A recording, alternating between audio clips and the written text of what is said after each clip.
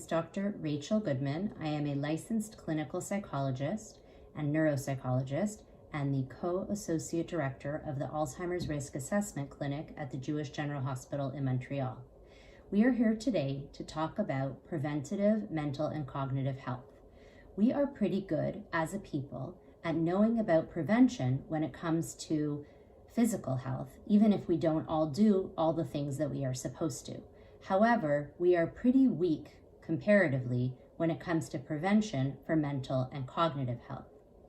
Most often, I find people in my office in crisis mode, and only then are they ready to take a look at what they need to do to help themselves when it comes to their mental and cognitive health.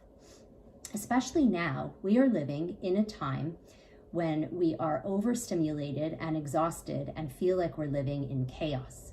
How can we take care of our mental and cognitive health when we are so busy taking care of everything and everyone around us? For a person to function well, they need to have a solid foundation, which includes proper sleep, good nutrition, physical activity, and social connection. But we also need boundaries. You need to take a look at what things you can control and what you can't. Don't be a superhero. If you find that you are taking on too much, take a look at what you're doing. Identify what it is that you may be able to cut out and do so. Here are 10 tips for prevention and wellness when it comes to mental and cognitive health. Number 1, educate yourself. We have all heard many times that education is power. And there's a quote that I love that says, anxiety is an intolerance to uncertainty. This year, we definitely all learned how important education can be and how powerful it can be, but we also learned how anxiety-provoking too much information can be. If you are feeling anxious, you need to focus on the facts that the sources are telling you and not on the emotions that you or others are having towards them. It is wonderful to learn more about your health and specifically your mental and cognitive health, but you want to make sure that the resources that you are using are reputable. Number 2, find balance. In life, we have to learn to balance so many balls in the air at the same time. Our professional lives, our personal lives, our families, our caring for others, volunteering, etc. And we often end up leaving ourselves out of the equation. We have so many responsibilities, but we need to dial it back to make sure that we are including ourselves in that caring. This past year especially, we learned that we have to accept that there are things that are going to be uncertain and that you cannot control everything, which is very hard for many people. I know it is definitely hard for me.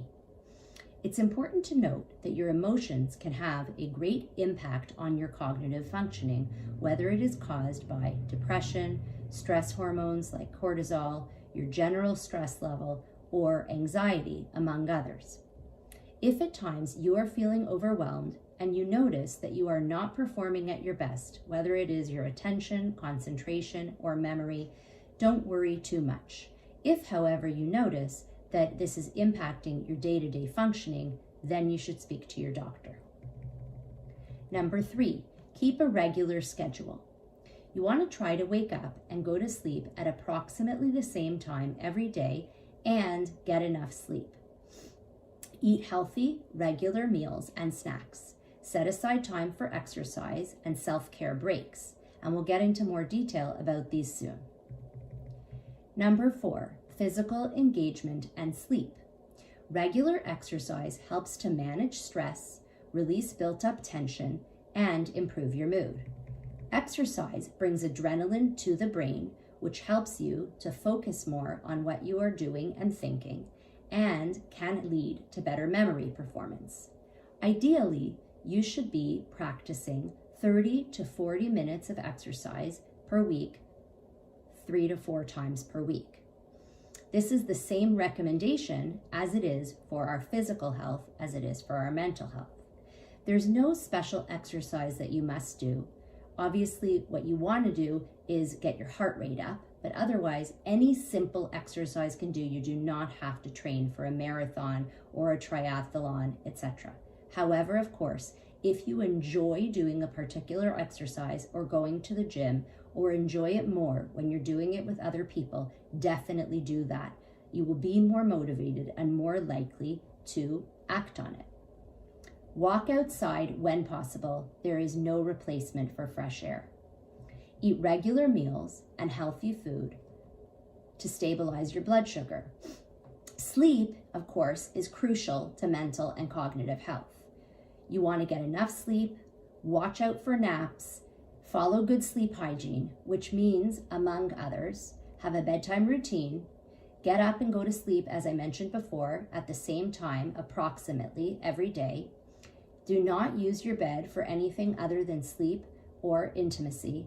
And if you cannot sleep, get out of your bed and go do something not overly stimulating and come back in about 20 minutes and try again. Avoid using alcohol and drugs to cope with stress. Number 5, nutrition and healthy eating.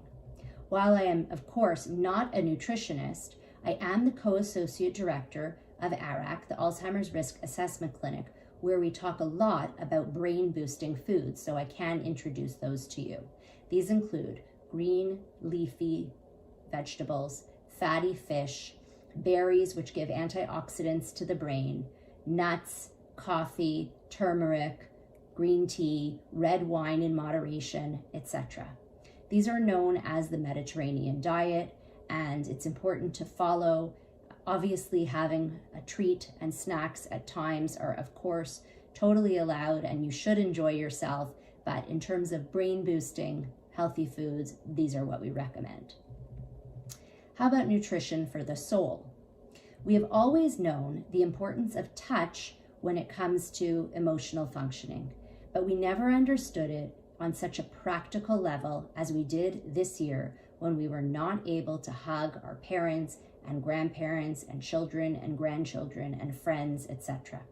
Touch is essential to human connection and well-being.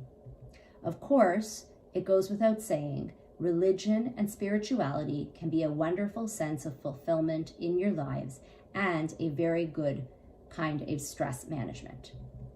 Number 7, cognitive engagement. There are many risk factors for memory disorders like Alzheimer's disease. Some are non-modifiable, which means that we cannot change them. These include age, family history, and genetics. However, there are many that we can have an impact on, and these include smoking, blood pressure, cholesterol levels, diabetes, obesity and physical level of functioning, alcohol intake, psychological health, head injury, and sleep apnea. Mental fitness includes proper sleep hygiene, regular physical activity, a Mediterranean diet, good hydration, and using mental fitness games. Exercising the brain is equally important to exercising your body, and a good way of thinking is that anything that is good for your physical health or your cardiac health is good for your mental health. Cognitive engagement helps bring new connections to our brain, and we can continue to grow new neurons as we age, even to very advanced ages, as long as we do not have a diagnosed memory disorder. One example is to challenge yourself by using your non-dominant hand to do things like writing or brushing your teeth. Other ideas include Sudoku, playing bridge, crossword puzzles, online brain training games, attending lectures, painting, learning a new instrument or a new language, etc. Number 8, social engagement. There's a saying that I really appreciate that says, loneliness kills. It's as powerful as smoking or alcoholism. Robert Waldinger, a professor at Harvard who studies happiness, says that research shows that being with others is good for our mental and cognitive health.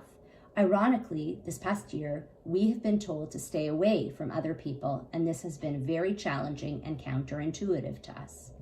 Mental health experts have always known the power of socialization in fighting off depression and other mental health issues.